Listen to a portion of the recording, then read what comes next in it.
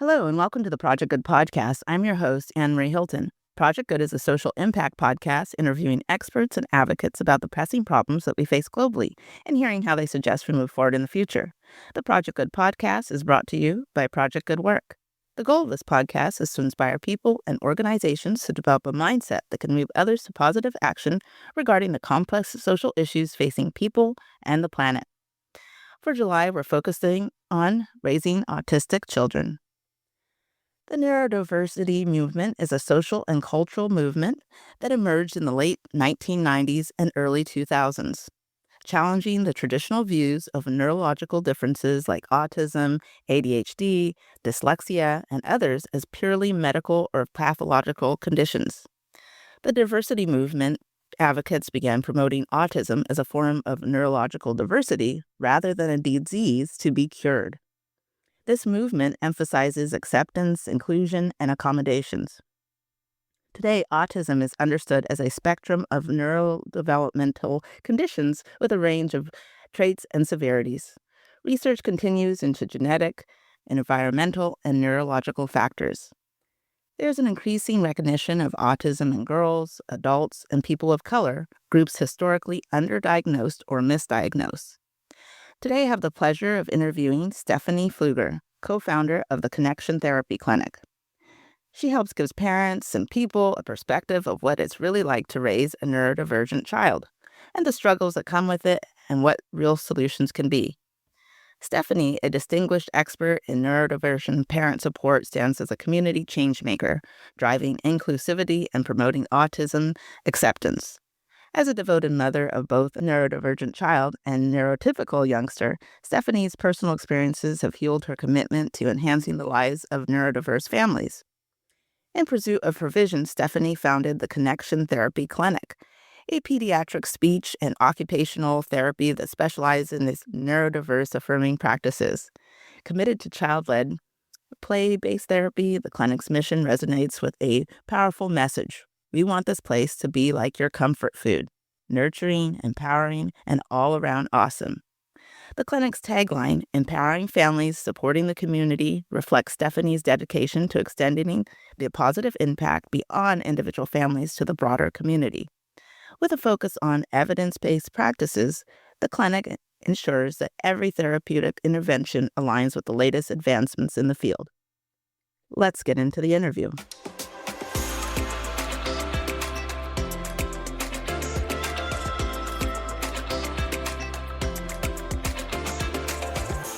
In 2025, the latest data from the Center for Disease Control and Prevention, or the CDC, indicates that autism spectrum disorder affects 1 in 31 children in the U.S.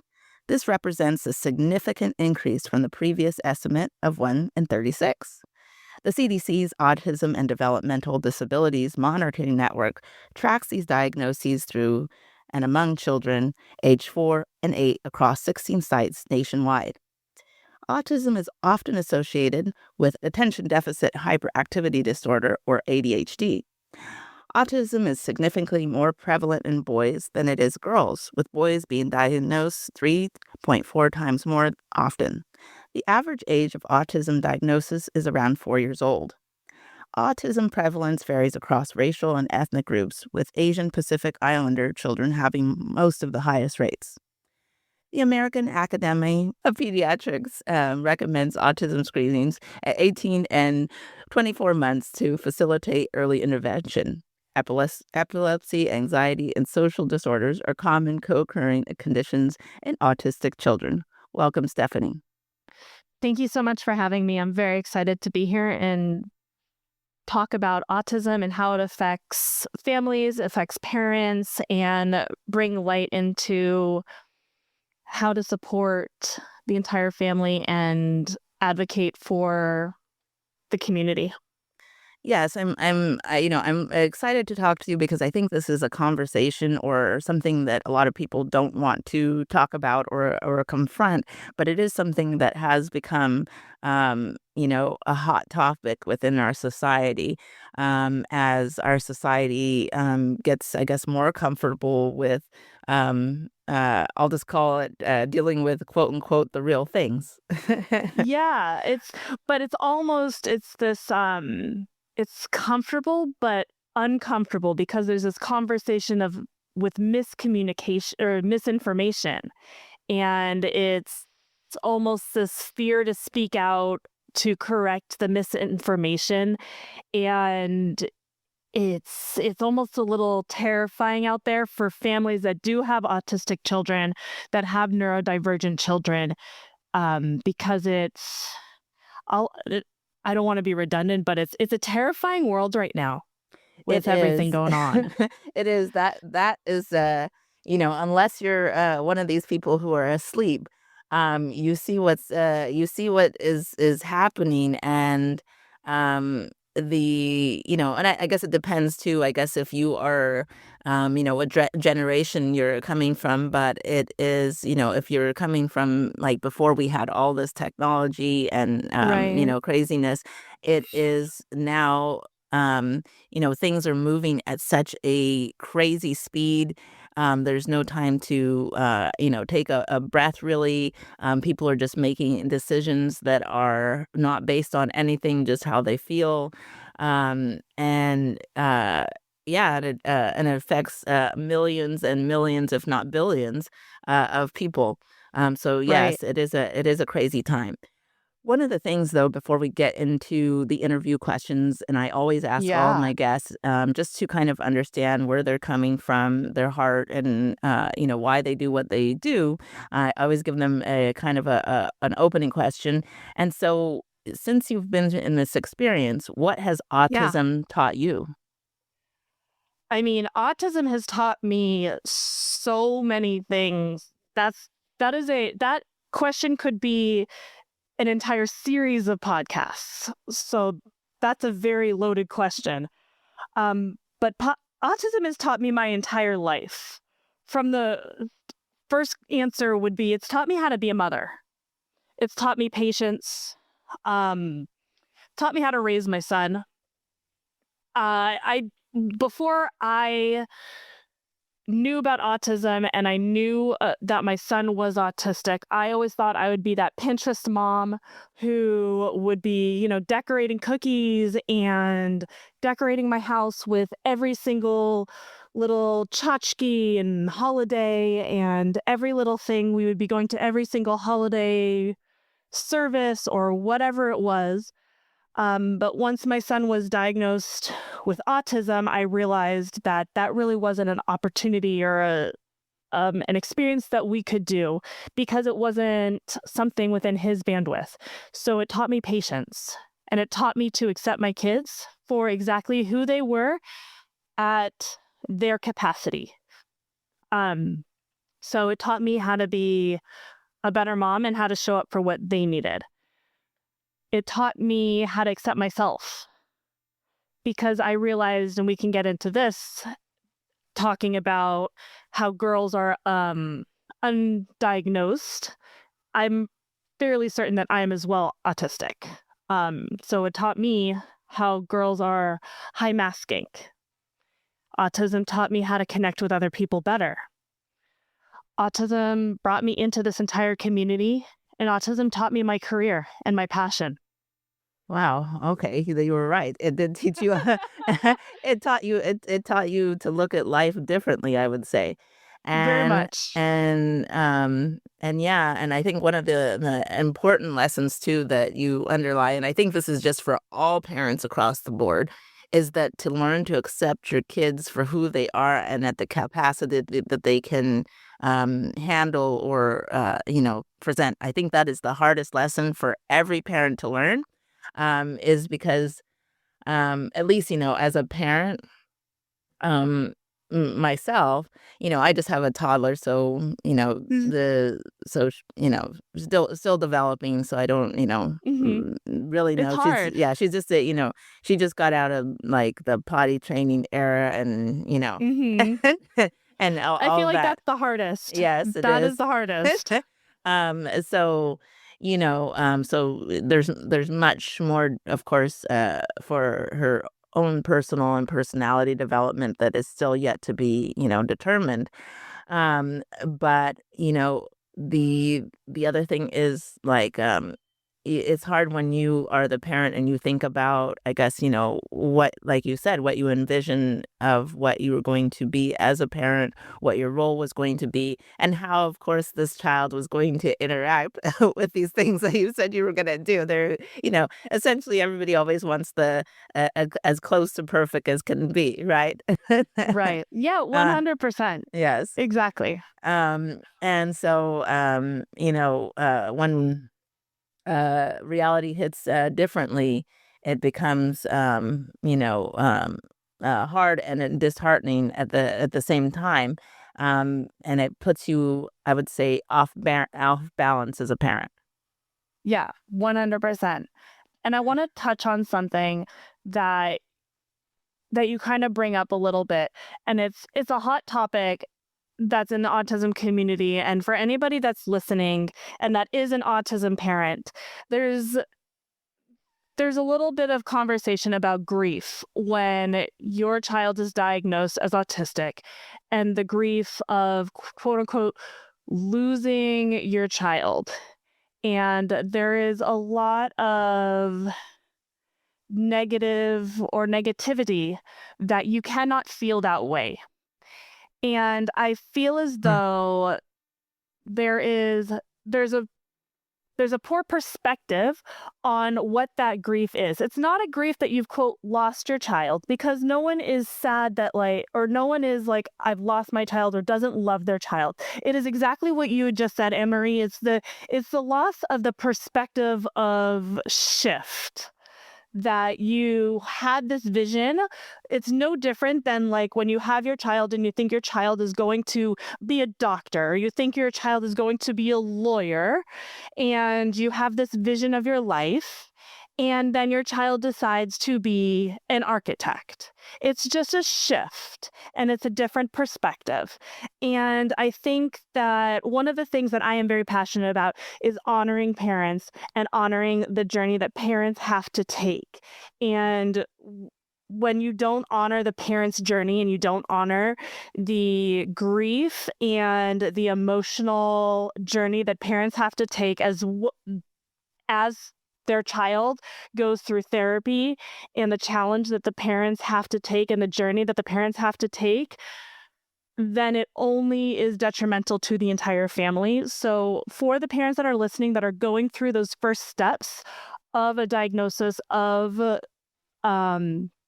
of therapy, it's okay to have those moments of grief, to have those moments of sadness, and to know that you are doing the best that you possibly can, and to keep pushing through, and to know that you absolutely love your child and your child knows that.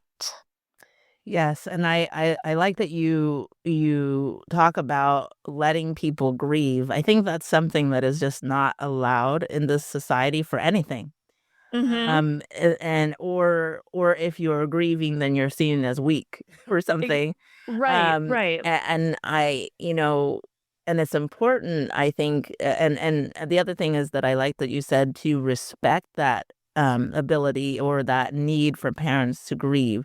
A lot of people want to be like, well, like, move on. This is just, this is what you should do. And, people start throwing things at you like, this Yeah. is next, and why, and it's like, well, you know, this is we are humans, right? Right, right. We forget about that, Exactly. and grieving, and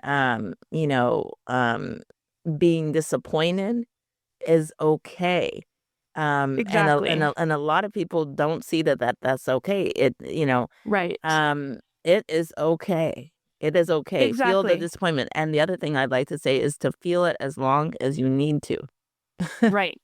Exactly. And it doesn't mean that you don't love your child. Obviously, you love your child with your whole life, with everything that you have, but it doesn't mean that you're not disappointed. Like, again, I always go back to it. It's not like, say you're a doctor and you always wished your child would take over your practice. It's no different than if your child decided they wanted to be an architect instead of a doctor. No different at all. It's just a different perspective. It's a different shift, but you're absolutely allowed to grieve and be disappointed and just shift and grieve that for as long as you want. It's okay. Yes, yes. So I guess, when I'm thinking about just talking about autism and neurodiverse conditions, because one of the things with autism is that there can be, co-occurring different types of neurodiversity conditions happening.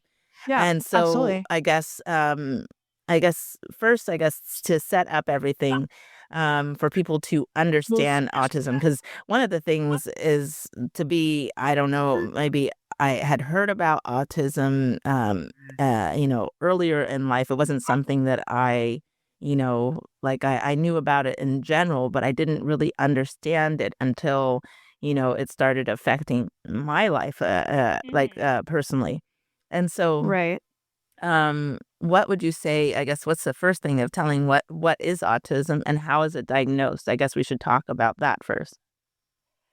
Yeah, I guess so. So autism is diagnosed either through a psychologist, a pediatric developmentalist. It is not diagnosed from a pediatrician. It's not diagnosed from a speech therapist. It's not diagnosed from an occupational therapist. You have to go to someone who has that specific experience with those appropriate tests. With that said, I will say my personal experience with my son getting diagnosed with autism was the worst experience of my life. Conversation for another time. He was 18 months old when he was diagnosed, and I feel like it was a waste of time. And I was like, are you sure? Because I don't understand how the test was accurate. But, anyways, fast forward, he's 8 years old, and I'm like, yes, he clearly was autistic. So I really can't fight the diagnosis. Um, anyways, sorry, trying to go back to my train of thought there. So, autism and diagnosis. It's a very big topic on how it is diagnosed. But anyways, through a psychologist or a pediatric developmentalist, normally you are referred from your pediatrician, or you'll start seeing a speech therapist if there is a speech delay. And then the speech therapist will suggest that you go to see a one of those specialists to get that referral and that diagnosis. Yes, and the other thing is, for people who think that this may be affecting them or their children. I guess mostly the children. I guess how important is early diagnosis in making a difference in their lives? So when it comes to the diagnosis, because I know that is kind of the trigger right now, especially with what's going on in the world and I guess the quote unquote list, because I know that's terrifying coming from my own personal, I guess, historical trauma of group lists, if you will. Backstory, I am Jewish. So Jewish and group lists and things like that make me very nervous. So creating a autism list or a group of lists that of autistic individuals make me very nervous. But I know the autism community is very nervous about this national autistic registry. So when it comes to actually having an autistic diagnosis, that is not as important as getting the services. You do not need to have an autistic diagnosis to receive occupational therapy, to receive speech therapy, to receive ABA therapy. You can go receive those services through your insurance if you have a PPO, or out of pocket insurance. If you have an HMO, most of the time you will need to have some type of referral.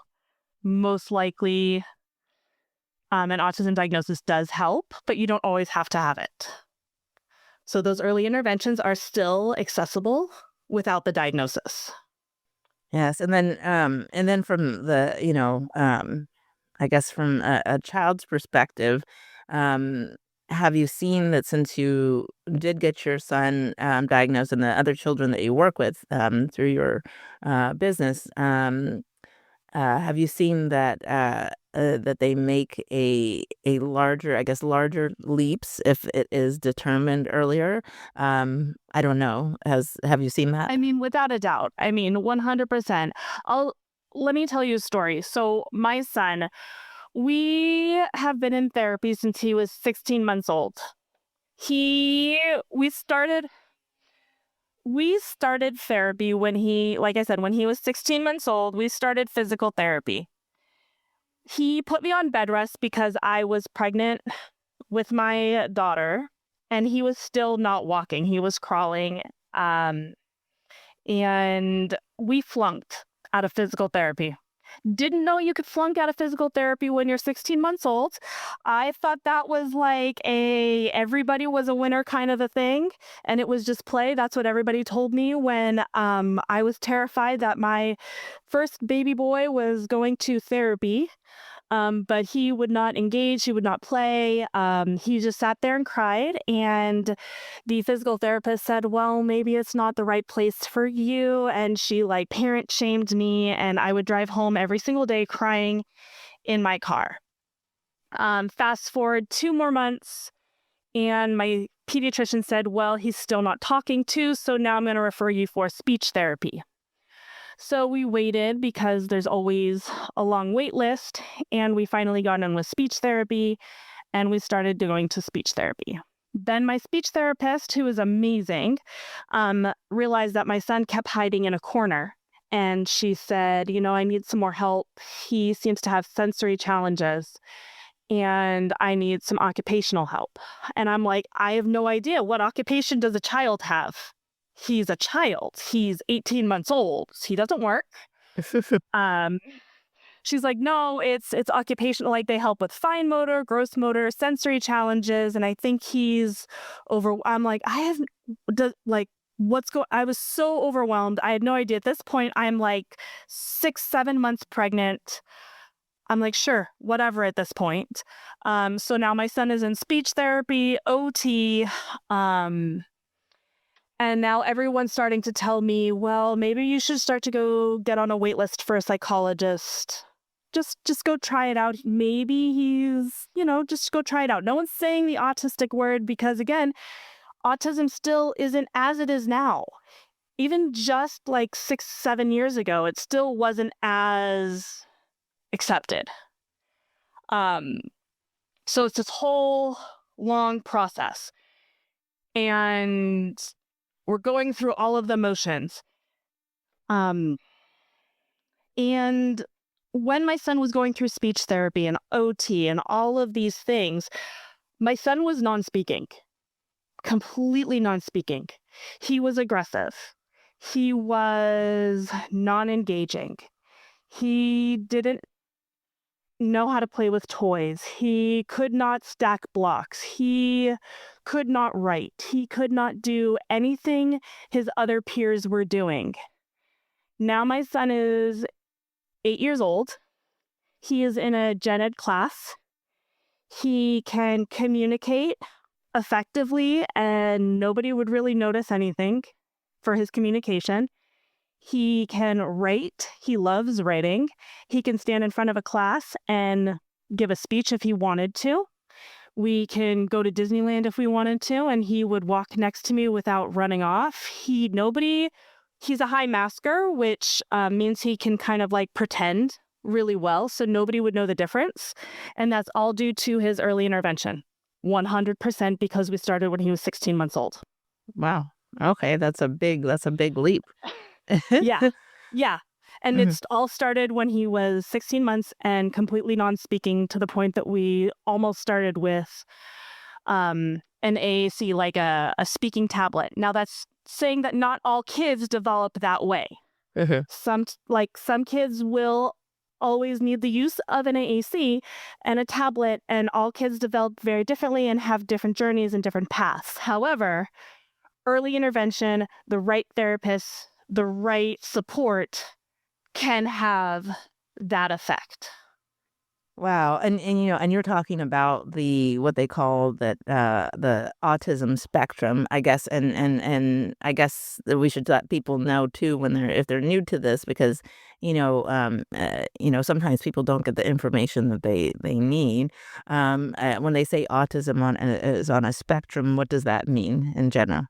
Mhm. Yeah, so autism is not linear. You don't have a single line where you have Rain Man, essentially. So you don't have this brilliant individual who is socially awkward and, can't look you in the eye. And then you have an individual who's quirky and a little awkward, but is just fine. It's not like this linear thing. You have individuals where it's almost a circle and they have little bits and pieces of a bucket. And let me give you an example and kind of give you a picture. So you might have an autistic individual who's non-speaking. So that might be a kiddo who uses a device called an AAC, like a tablet, to help them communicate. They might press buttons on a tablet to help them talk. But so that would be like a high support need for communication. However, they might have low support needs when it comes to, let's say, feeding. Maybe they're perfectly fine being able to feed themselves, but then they might have high support needs when it comes to education, but then medium support needs when it comes to their safety. And it goes back and forth between high support needs, low support needs within the entire spectrum of what their capacity is. And then let me give you an example of, like, let's say my son specifically, where I told you he's a high masker. My son, he has low support needs when it comes to communication. He can communicate just fine, but he has very high support needs when it comes to sensory processing because he can get overwhelmed very easily. My son also has very high support needs when it comes to the amount of demands that are placed on him. For example, just yesterday, and if I get distracted in my communication, that is because I am very overwhelmed because yesterday was a very rough day with my son. For example, just yesterday, when I picked him up from school, getting into the car, my son has very high support needs with transitions. We were getting into the car, and my daughter picked up a piece of trash that apparently my son thought was his. Don't know why he thought it was his, but he got very, very upset to the point that he tried to get very aggressive with my daughter and pulled at her and yelled at her and was very aggressive, punching and trying to hit her, to the point that I had to move my son to the third row of our car for the safety of my daughter, because I did not think I could drive my car without my son physically hurting her. And that was really bad. Mhm. So that's a very, like, that's the spectrum of it, where other people would be like, oh, your son's like quote unquote normal.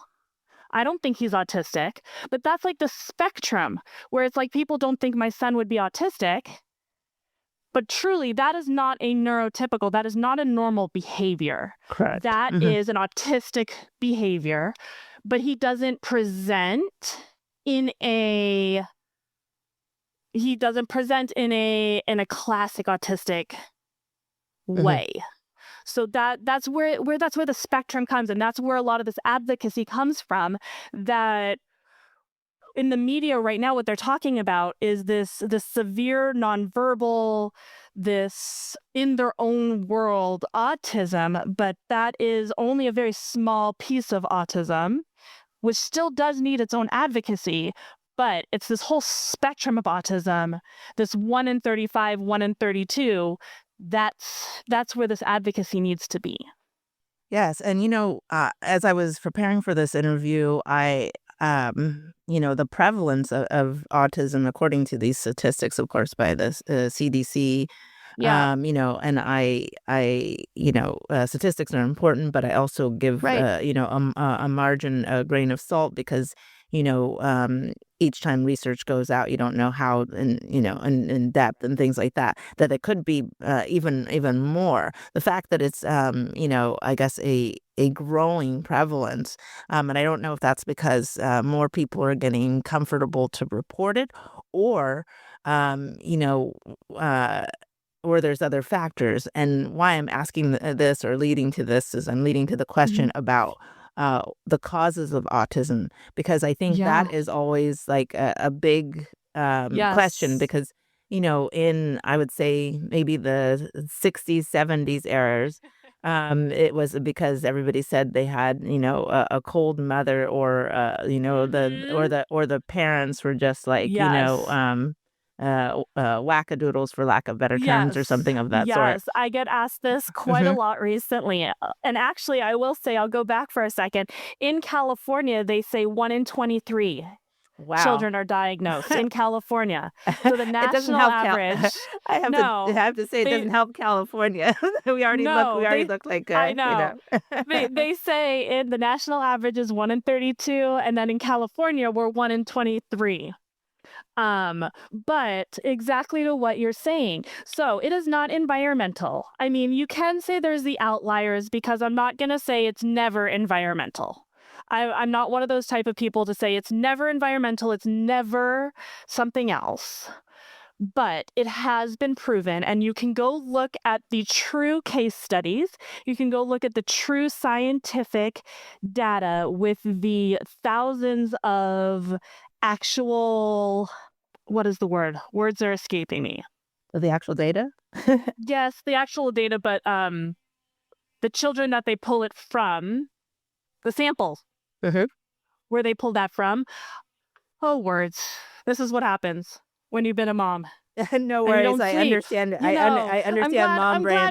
glad. Yeah, I know. Seriously, mom brain. Yes. But anyways, you can go the sample cases. There we go. When it's thousands of the samples and the data pulled from, and that it is the actual data, that it is genetic, 100% genetic. That is where the neurodiversity comes from. It is not vaccine related. It is not environmental related. It is disproven. It all, whatever this is that is going on in the media, in the government. Sorry, this is going to be a very controversial podcast. That it is not where it's coming from. It is 100% genetic. And to exactly what you said, Anne Marie, when you go back to thinking about the parents and the grandparents and things, everyone has that one uncle that collected stamps and had that chair that they had to sit in that one place. And if anybody sat in that chair, then they would kind of lose it. And you start thinking back and go, oh, huh.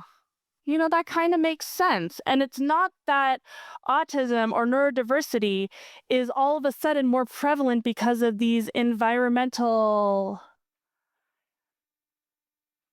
things that are getting pushed on us, or that we're getting exposed to. It's just more advocacy and more awareness, and that we're having more early intervention, that we're now having all of these screenings. Back in the 60s, we did not have these, 16-month-old screenings, 18-month screenings, 2-year screenings. Those things did not exist. We didn't check on these milestones. Now we are. Now we're so much more aware of these things. Now we have preschools that are screening for speech. I mean, I don't think that even my brothers were screened for speech or developmental milestones when they were in preschool. And yet my daughter, when she was in preschool, my daughter's neurotypical, they told me, hey, you might want to get your daughter checked out for speech. Sometimes it's hard for us to understand her talking. And Mhm. that's preschool.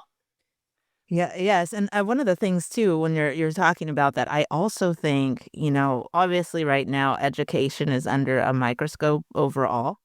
But, I feel that there is there's a critical push that even for children that they're, whether they end up, being on a spectrum or not, that there's such a critical, like you have to reach these milestones. And if you don't reach them at this time, there's something wrong.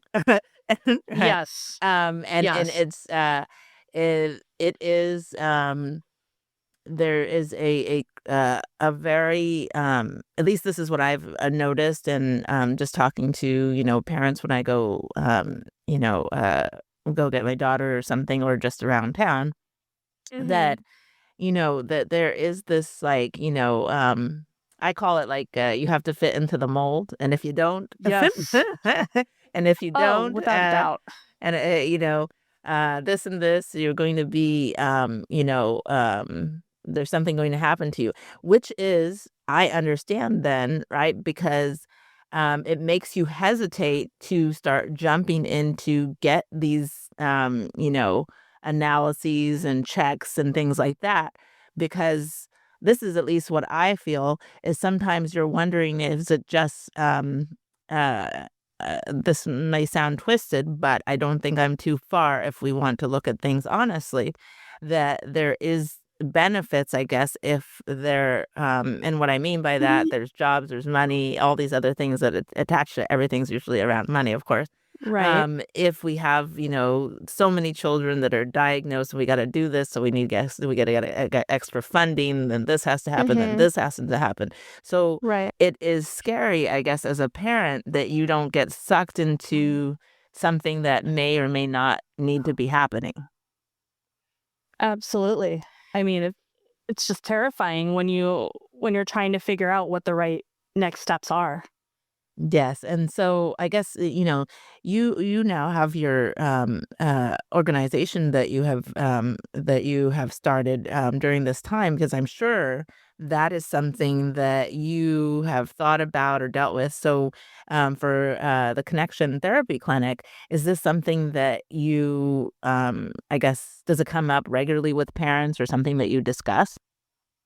Yeah, so the reason Connection actually started was I talked a little bit about how we flunked out of physical therapy.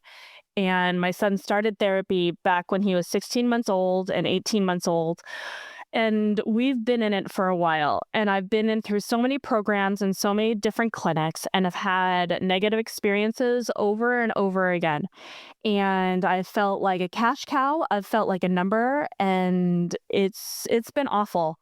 And then at one point, I was at a clinic for so many hours, I felt like it was almost a home away from home, just because I was there for so many hours. My son was in therapy for almost 4 hours a day, 4 days a week. And I offered like social media services for them because I was there for so long. So I was like, might as well put myself to use. So when I was doing that, then I saw behind the curtain, and then I saw how the therapists were treated. And then they weren't treated any better because they were just seeing like kid after kid after kid without getting any breaks themselves. And they're the ones who are getting bit and hit and working, like putting their heart and soul into these kids. And I was like, there needs to be another way. And took my son's therapist because I adore them and love them. And I was like, you know what? We're going to create it ourselves. And so that was like the basis of Connection Therapy Clinic. And we just created it, and we based it off of, and that's why it's called Connection. We based it off of this pure connection of what it should be. And that's really when it comes up and I talk about it, that it needs to be this connection between parent and child and therapist, and just this pure wanting to help one another and support everybody, and just everybody advocating for the child, for the community, and this whole passion around the community as a whole. I know that whole thing sounded very redundant, so I apologize to everybody who listened to my redundant statement there. No, but it's important that you bring up the word community, right? And Yeah. so, which I think is, the appropriate word that we need to think about when it comes to dealing with, not only children, right? As that saying goes, that it takes a village. And so, it, you know, in I guess in having an autistic child, I guess in emphasizing the importance of community, how can I guess just people from not only from like schools but just like I guess everywhere. And what I mean by everywhere is like, maybe businesses, for children, I guess, places they may go to, such as, parks and, I don't know, kids play all over the place these days. And how can, I guess, we be either accommodating or, if not accommodating, make it just feel like, I guess, as you're saying, as, comfort food or home. Yeah. So I just recently so I partner a lot with the Chalk Thompson Center in Orange County. They're an autism center. They're absolutely wonderful. And if you're ever looking to find a place where you can feel comfortable to get an autism diagnosis or anything like that, that definitely is the best place to go. But they just recently did a fundraising gala, and I was there and felt so included. And the one thing that they did when I told them that my son was autistic, no one asked me, "Oh, is he high functioning?" That is the worst thing you could probably ask any autistic parent. Because one, if they are not, it is very disappointing, I would say, to then have to respond either no, or when you have an autistic parent say like that their child is high functioning, then it makes them feel unheard or unseen for their challenges. Because when you say that a child is quote unquote high functioning, which is actually kind of a phrase that you isn't really said anymore, it makes it seem like they do not require support. Now things are said in support phrases. So children are not high functioning, low functioning, they're now more high support needs or low support needs. Because again, we're talking about a spectrum. It's not a linear thing. So again, I would tend to talk about my son being, he is more on the low support needs spectrum, but he has high sensory, high demand support needs. But going back to how can you support kids in the community, is if someone were to say, oh, my child is autistic, what everyone said to me at the gala, which made me feel very included, was, how is your child doing? Or how can I support your child? I think that is the best way to approach the situation. Is if you're at the park and a parent says to you, oh, my child is autistic, immediately respond with, oh, how's the best way that I can support your child? Uh-huh. And either the parent can be like, oh, just give him his space and allow him to come to you, or however it is, allow that parent to tell you the best way to support them. And that parent will feel the most heard and seen. And that parent will probably will be so taken back because they will have never heard that in their life.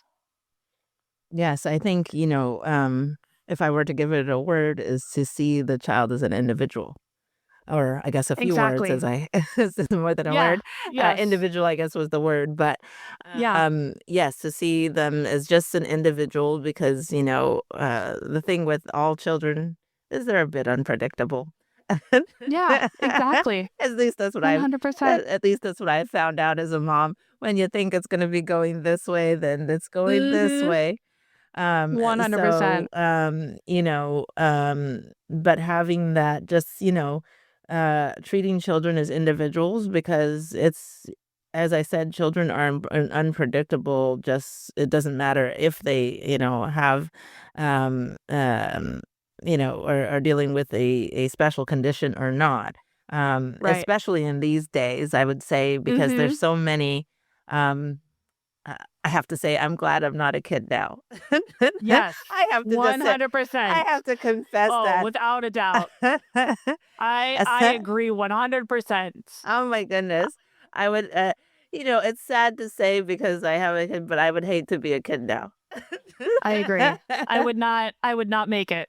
No, it's just there's like I feel I feel just for all kids across the board, like we have created a cage, right? Yes. And what I mean by like about that is like, yes, everybody, we all love technology, and yes, we should be, know what our children are doing, and where they're going. And yes, they should be exposed to different things, but in today's world, it's just like um kids don't get to become independent individuals because they're always being tracked. And, Correct. that's everything from technology to, I think most parents these days, and, I'm coming from, I'm an older parent and coming from, a different generation before we had the internet and social media. So you were Hmm. allowed, you were just sent outside to play, and, you were just supposed to Yeah. be home before the lights came on The or lights when they came on. on, Right. right? And so, Yes. and now parents would be like, "Oh my gosh, you're just so," if you would do such a thing, you'd be Oh, yeah. irresponsible. Hmm. Somebody would probably call Child Protective Services. You can't do that anymore because there's so many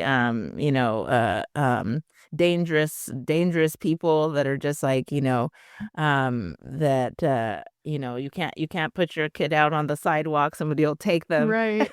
Hmm. It's Yep. it's scary, right? And It so is. It and is. so, so then kids aren't even getting to experience what even I would say planet Earth, right? Because No. I would remember you get to go outside, you go run in the trees, play in the Right. dirt. Right now, parents would be like, "Put the dirt down, put the dirt down," right? Do you Right. know there's da da da da da, and this is gonna happen? Like, oh my gosh, right? Yeah. Yeah. I remember walking to a friend's house that was like half a mile away. And now, like when I was like 7 years old, and I'm like, I don't think I would let my daughter do that. No, because you've And it's like seven houses down. I'm like, I would not let her do that. And I know I did that.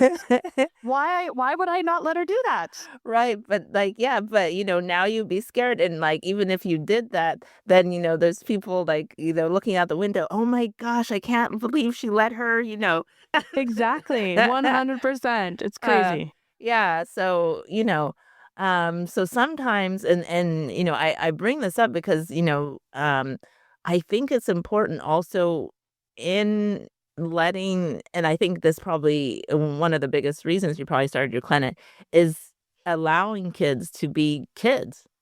Yes. And Yep. so I guess what has made your clinic different, I guess, in that aspect? Like, how do you allow kids still to be kids?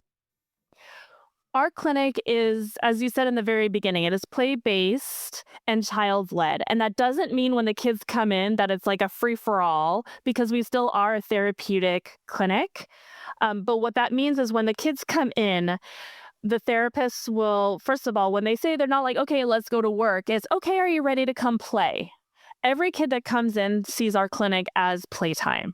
Our entire clinic, you don't see like pictures of like speech activities and all the things. It is designed purposely as a play gym, as a space. Like one of our rooms is designed like as a speech lounge, or excuse me, as a youth lounge. Another one is a playroom. Another one is a fort building room. And then we have our sensory gym. So they're all built in a space that is for play and for engagement and for very specific purposes. And then when they come into our gym or into our space, the therapist will then kind of give them a guide as, okay, you choose one activity and then I'll choose another activity.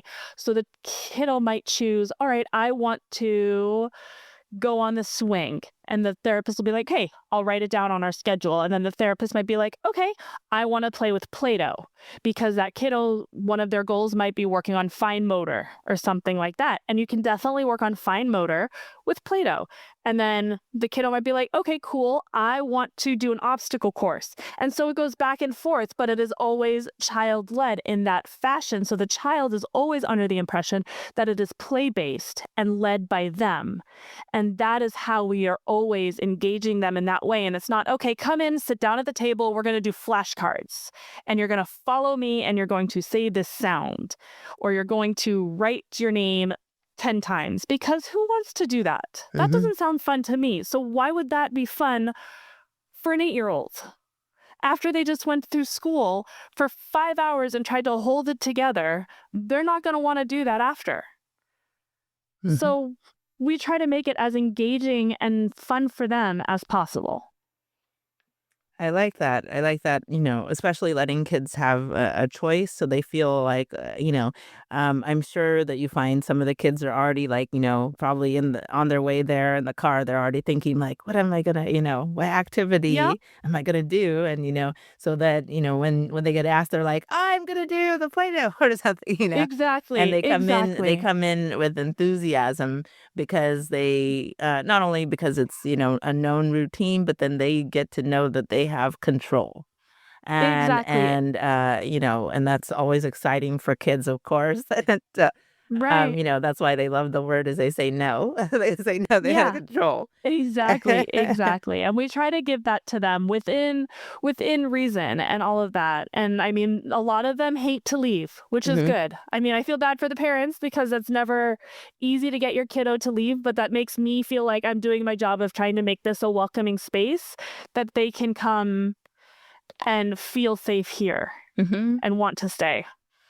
Yes. And now I just want to switch the conversation a little Yeah. bit about, as these children grow up. And so, obviously, children go through all their developmental stages and then, get to adulthood. And as you have been mentioning, we've been talking about, there's, especially in the media, there's an emphasis on what does this look like, and, concern of, I guess, the most severe individuals. And so as, these children grow up and they go into adulthood, and adulthood, of course, starts to have different requirements, meaning, for an employment and, and, well, these days, depending on what city and state you're in, hopefully Yeah. independent living, but Right. even for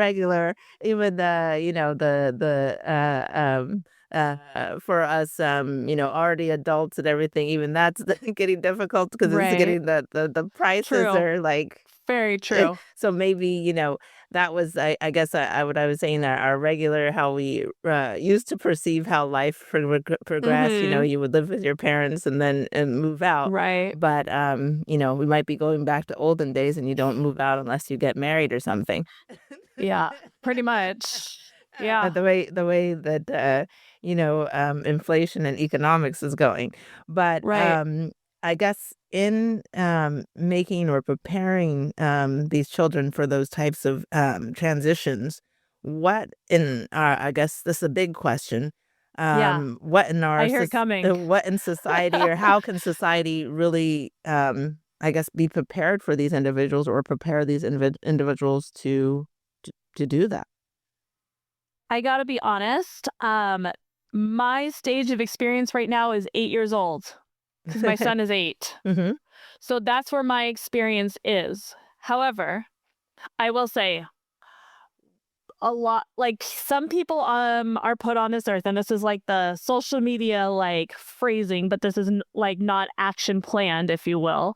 Like some people are put on the earth to put into the world, and some people are put on this earth to help and just be there. And a lot of autistic individuals that are non-speaking have the biggest hearts, and they are here to remind us to be kind and to be wonderful human beings. And if you have ever met some of these non-speaking autistic individuals, they are absolutely wonderful people that really, really teach us very important parts of life. And they they're just absolutely amazing reminders of what life is supposed to be about. But as far as the community and what we're supposed to do to support them, that I don't know. I it's very it's very unknown with what is changing and how things are going to play out in the next 3.5 years. Yes. I'm very scared. Yeah, the next 3.5 years, I'm very scared. Yeah, I think, yeah, I guess, the future itself, of course, is always unpredictable. And Mm-hmm. I guess uh, I guess a component of that question, would you say that either that technology is helping or probably hindering autistic children, or is it so varied that it's unknown? I would say technology is definitely helping. Mhm. I mean, without a doubt. I know with technology, we have AAC devices, which are the tablets that help children communicate. We have, I mean, I know I use my son's tablets to help him regulate. When he uses my phone to watch videos in very overstimulating environments, I will give him my phone to watch YouTube, and that helps him kind of go into his own world to help him regulate. Without that, I don't know really what I would do in those situations. There are headphones with noise reducing technology. That's amazing. That helps a lot of other kids regulate. The technology is getting better and better.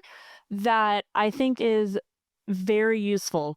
But on the other side of that, I mean, technology can be very harmful because video games can be very addictive to some autistic individuals. So it just kind of depends, just as it would with a neurotypical individual.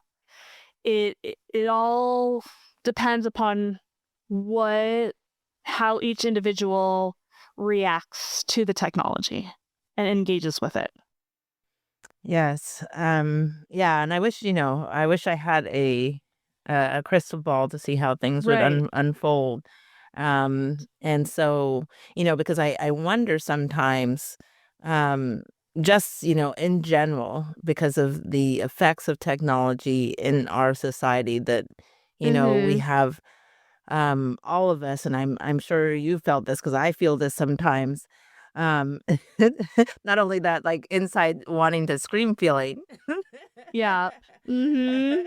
For sure. but like I started realizing, I guess, and I started comparing myself from when I was younger. Of course, as you get older, things are changing, especially as women too. But Mhm. but I started seeing that I just didn't relax the same anymore. Mhm. Yep. Like, even, like, so, before, I guess, before it was like, well, I'm not that old, but, I guess, I was gonna say before we had email at work, but, I'm not that old. But I'll say before, I guess, I guess email became the prime communication, I guess, in the workplace. When you would leave, you felt like, "Okay, well, I did what I could," right? Right. In Yeah. in those Yeah. those And then you hours. left work And you and left work is hour, done. right? And then Yes. you had a switch in your mind, right? That, okay, now I have to do, quote unquote, the rest of my life, right? Which means like I Right. have to go home and I have to cook. If you had kids, take care of kids. I have Right. to go run and do chores. I'm gonna go work out, Yes. whatever your life was, whatever it was about, right? And Right, so you right. you had that switch. But now, Mhm. in fact, It doesn't it exist. doesn't exist, or you might be penalized. Because I got into, jobs that would be like, "What do you mean? Like, what you're not on right now?" Right? I'd be like, Oh. well, I had to go to the bathroom." Right? Oh my god. Right, you have, like, things like this where people just, expected you to be on. You're getting, like, text messages as it's 10, 11 at night, and you're Oh like, my word. but I was working in a marketing, and, Oh, I'm in the yeah, yeah, yeah. creative, and you Yeah. have a marketing background as well. Yeah. And Mhm, so, yeah, so I get it. Yeah. so there's always something, churning out, or, Mhm. unfolding, right? Yeah, And always. so, So there was never really an off switch, or, you might have an off switch where you had to I'd work in an environment sometimes where people would be like, okay, it's 7, so I'm off now because I have to Right. eat. Like people would put that in Right. the text, right? Yeah. Oh my Like they would gosh. put that in the text, like, I have to eat. So, and, I got to take a shower and, like Right. actually, Oh my like, gosh. do my human needs, right? Human needs. Like, yeah, bio break. I need Right. a bio break. Right, exactly. And so, but then, by 6 a.m. the next day, people are like, nothing stopped, right? No. I'm sure you've encountered, working with people like that. You're like, wow, like, Oh yeah. like it seems like they like, barely their head hits the pillow and their back, like, Oh, even that's me. That's me. I'm not gonna lie. That's me. I'm that person. and then back in the conversation, right? Yeah. And Yeah. so, so I'm not sure, like overall, and I'm just taking this from Hmm. a whole global perspective and not even Yeah. just from, looking at Neurodiversity. neurodiversity, excuse me, Hmm. neurodiversity, but can we actually keep this all up? No. Right? No, no, we can't. We're all gonna crash. Let me Right. tell you, Yes. I'm like in my crash right now. Hence the reason of my mom brain moments today. Like I am in my downward spiral crash this week actively. No, we cannot keep it up. Like it does not work. We will all crash at one point and then someone will have to pick us up off the ground. Yes, and so when it comes to, autism, right, and talking about these Mhm. sensory issues and, And overloading of there's a word for it. mhm, It's called a autism burnout, mhm, autistic burnout, mhm. and my son went through it last year, and it lasts for a while, and it was brutal, absolutely brutal. Have you heard of the phrase autistic burnout? Oh, yes. It, and I'm not sure if that's where you were going with this. Oh, yes, yes, that's what I wanted to Okay, talk about is okay, yeah. how these burnouts, because I was just looking and I was trying to make it I was telling the backstory kind of to get people to understand, even if they, don't know someone who's autistic or haven't have Mhm. any experience of what Yeah. it is, of something that is relatable or happening to society Mhm. that's unavoidable at this moment. Yeah. Mhm. Yeah. So last year, my son had finished kindergarten. He did great. We're going into first grade, and I'm like, all right, awesome. You've got friends. You're in kindergarten. You're in gen ed. Great. We're going to sign you up for soccer. You seem like you're doing great. He's a very social kid. Again, he's a social kid. So people like think that he's not autistic because he's a high masker. So we're going to sign you up for soccer because he's been asking, which soccer has, and it's just like through the city. So it's a practice once a week and then a game on Saturday. And then he's still in his 2 speeches a week and he's in occupational therapy twice a week. And then he's in school. Um, so we're going to do all that. Great. And then I think and then we were doing like surfing OT therapy on the weekends. We're going to do it. We've started it in September. Come October, my son started to get aggressive and he started biting me and he started not doing homework. He started not listening. And this was only at home. He started throwing his toys again at his sister and behaving like he used to when he was about 3. And things were really rough. Side note, I to this day think that if you have an autistic kiddo and they're about 3 years old, I still to this day think that is the hardest age because that is right when you're starting to learn that your kid is autistic. That is when you don't know really what's going on. You don't know how to support. You are just in the beginning stages. So if your kiddo's around that age, you're doing a great job. You're in the hardest stage. You can do it. Back to my story. He is biting me. He is kicking, he is hitting, he is aggressive, he's not listening. It is a very deep spiral. We're going into Thanksgiving, November. We're going into the holidays, December.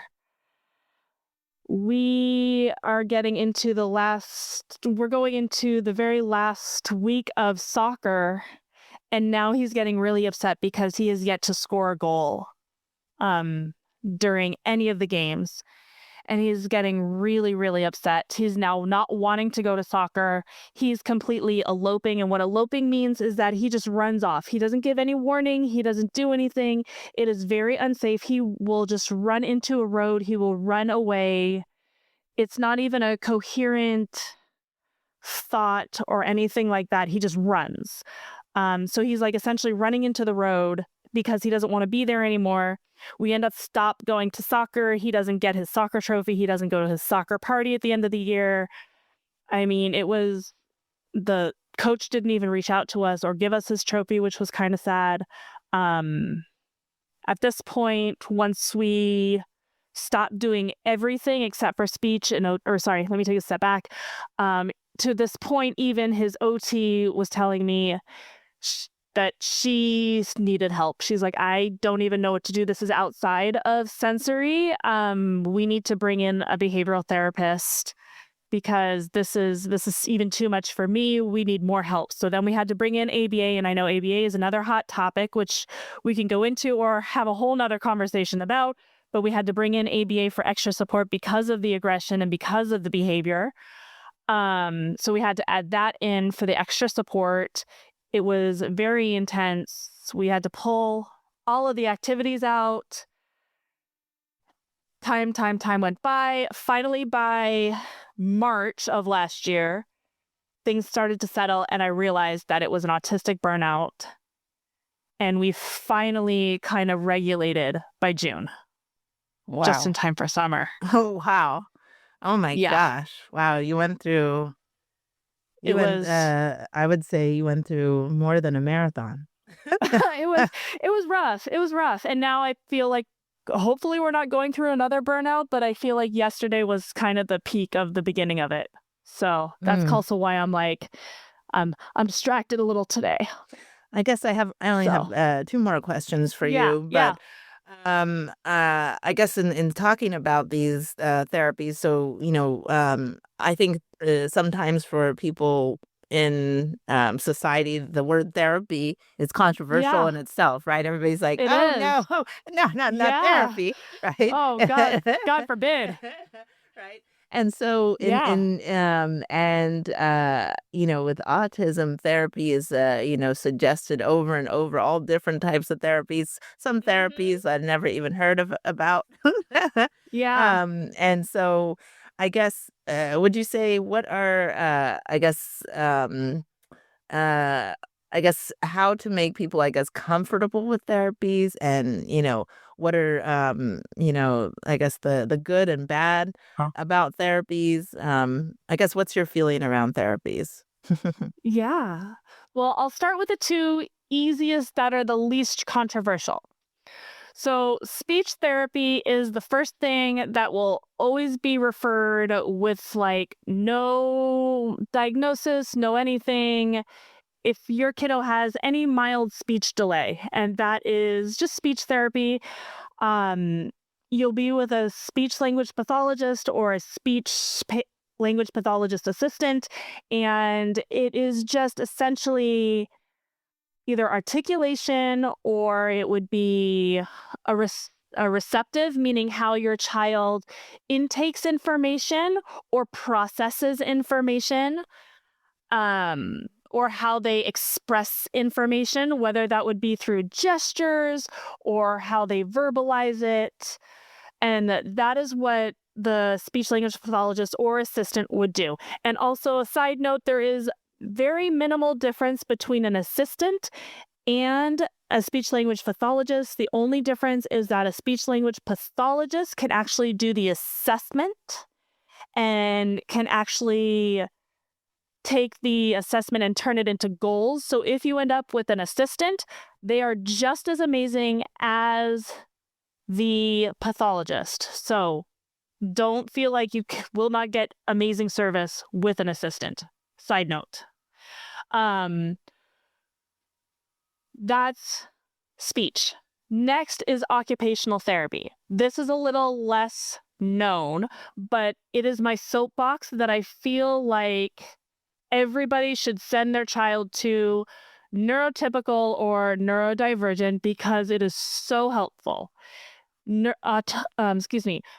Occupational therapy works on fine motor and gross motor. So that would be anything like handwriting, grasping. So if your kiddo is struggling holding onto a fork or a pencil or grabbing blocks or anything like that, holding their toothbrush, anything sensory related. So if they have challenges with like soft fabrics or scratchy fabrics or too much temperature and different things, anything sensory related, loudness,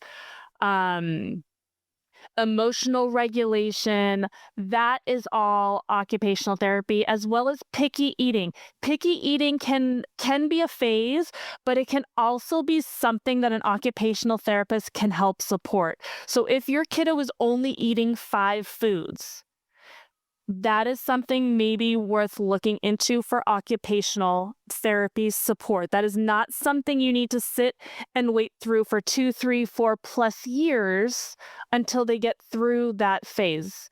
And your kiddo does not need to be autistic. They do not need to have ADHD to go to occupational therapy. Even just going to learn how to do feeding therapy or feeding support, if, as we're talking about, therapy could be a scary word, feeding support could be helpful.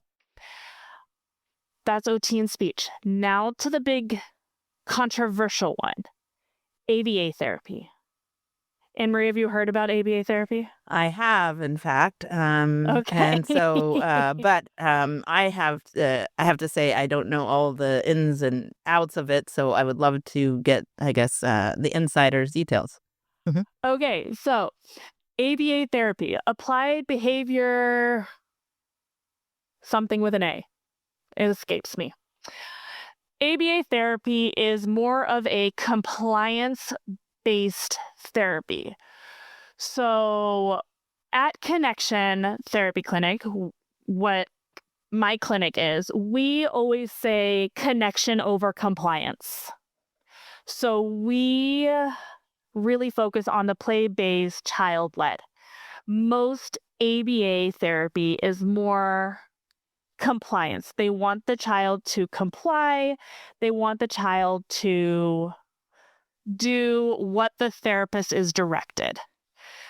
ABA structure is directed from a BCBA therapist, which is a therapist who goes and gets their master's, and then the therapy is provided by a RBT, which is a registered behavioral technician, who goes through extensive training and then will implement the strategies that the master's level therapist tells the technician to do. ABA is the number one referred therapy from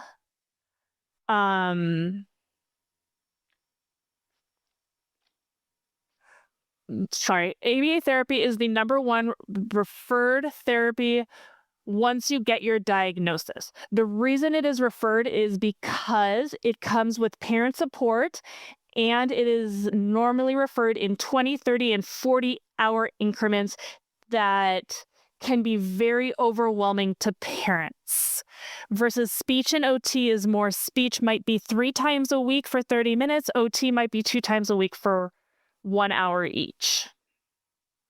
Going back to ABA as a compliance-based, that not all ABA therapy is like that. There are few who are very child-led, supportive therapists. And when I told my story about me having to bring in an ABA therapist and bringing in ABA for my son when he was in his autistic burnout, there are 2 therapists that I trust 100% wholeheartedly that are child-led and listen to my goals and what I need support for my son. And that's why I felt comfortable bringing that in. but I've also had pretty severe negative experiences that I will not trust anybody or any ABA therapist with my kids because it can be pretty scary out there. Yes. So, just as a note, so applied behavior analysis therapy. Analysis, there we go. Yes. Yes. Yes. I guess because it's. I guess it's almost even in its name. It's an ever evolving therapy, I guess you would say. So it does have its controversy. And so, but it has, of course, helped also many children at the same time. So it's just for something. sure. It's something, I guess, to really examine for parents who are Yes. thinking about it before, I guess, diving in. Yes, 100%. And so, I guess in closing out, what would you say for, I think the hardest part of, I guess autism when it comes to your child is the beginning of finding out. Because I would say once you're in it, not that it gets easier, but you've probably also already went to the acceptance, or what I call the oh brother stage. Yeah. So for parents that are in that starting out anxiety, scared stage, if you were going to give them, I guess, the pep talk or the speech or the thing that you wish would have happened when you started out, what would you have said to yourself? Breathe. That's the advice I always give, is to take a breath. That's what we tell our kids to do when they're overwhelmed, is to just take a deep breath in, big belly breath, breathe in, and draw a roadmap. Write it down. What is your next step? What is it that you need to get done? Because the scariest thing is the unknown. The scariest thing is the not knowing, and that is what's terrifying us at this time, is what's going to happen? What are the next steps? What are we waiting for? So if it's all in your head, then it's just floating around. So if you can get a piece of paper, if you can get a journal, go ahead and just put it on a piece of paper. Even if it doesn't make sense on the piece of paper, if it's sitting there written down, then you can just get it out of your brain and write it down. And if you have a village, use your village. If not, come find me on my website, connectiontherapyclinic.com. I have something, it's called on-demand parenting, or you can book a one-on-one parenting coaching session with me. I will come, I will walk you through it. I will walk you through insurance. I will walk you through the grief. I will walk you through all the things, all the feelings. I have been there. It is tough, and I will listen to it all. So come find me, and I will help you create that roadmap. But you can do it. I think that's fantastic advice, because you can drive yourself crazy in your mind just thinking about this stuff. But when you, can look down and see that, what are the things that are, bothering you, and what are the things that you need to do, it helps you have something to focus on and think clearly. I think that's wonderful advice. Thank you, Stephanie, for your time and insight. To learn more about Stephanie Fluger, go to connectiontherapyclinic.com. If you have a passion for an unserved community, a social justice problem, or want to change minds, contact Project Good Work at projectgood.work to start your project of change today. Subscribe to our mailing list at projectgood.work/subscribe to get our episodes and blog articles sent to you each month. To our listeners, thanks for tuning in to Project Good, where we're focused on what matters.